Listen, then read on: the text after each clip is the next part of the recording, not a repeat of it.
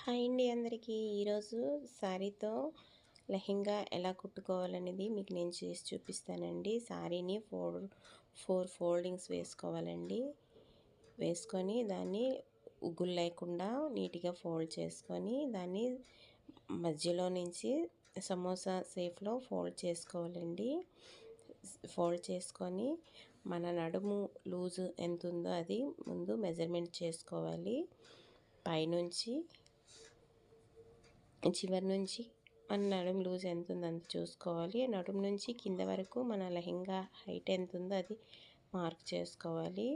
మొత్తం స్టార్టింగ్ నుంచి మొత్తం రౌండ్గా మార్క్ చేసుకొని నడుము కింద ఎక్స్ట్రాస్ అంతా కట్ చేసుకొని లెహెంగాకి ఎంత సరిపోతుందో మెజర్మెంటు అంత ఉంచేసి మిగతాదంతా కట్ చేసి తీసేయాలండి.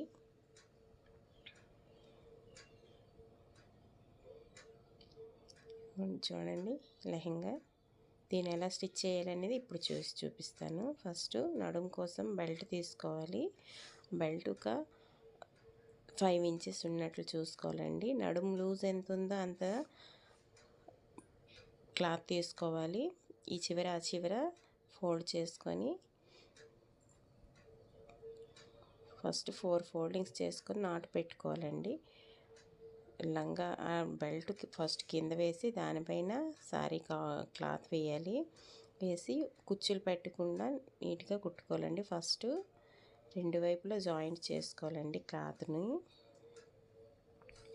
డబల్ స్టిచ్చింగ్ వేసుకోవాలి. ఇక్కడ వీడియోలో కనిపిస్తున్నట్లు ఫస్ట్ జాయింట్ చేసుకోవాలి. ఇప్పుడు బెల్ట్కి ఈ లెహెంగా క్లాత్ జాయింట్ చేసుకోవాలండి. కుచ్చులు పెట్టకుండా ఉగ్గులు రాకుండా చూసుకోవాలి. ఉగ్గులు వస్తే మళ్ళీ కుచ్చుల్లా ఉంటాయి కాబట్టి కింద బెల్ట్ లాగకూడదు, పైన లెహెంగా కూడా లాగకుండా ఈక్వల్గా ఒకేలా ఉండేటట్లు కుట్టుకోవాలండి. ఏది లాగినా సరే లెహెంగా అనేది నీట్గా అనిపించదు చూడడానికి.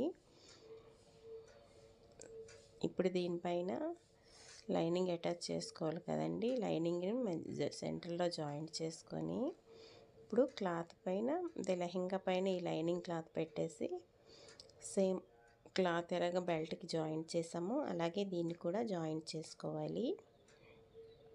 ఇది కూడా ఎక్స్ట్రా ఉంటే చిన్న చిన్న కుచ్చులు పెట్టుకోవచ్చండి. ఇప్పుడు బెల్ట్ని రివర్స్ చేసి జాయింట్ చేసుకోవాలి. మొత్తం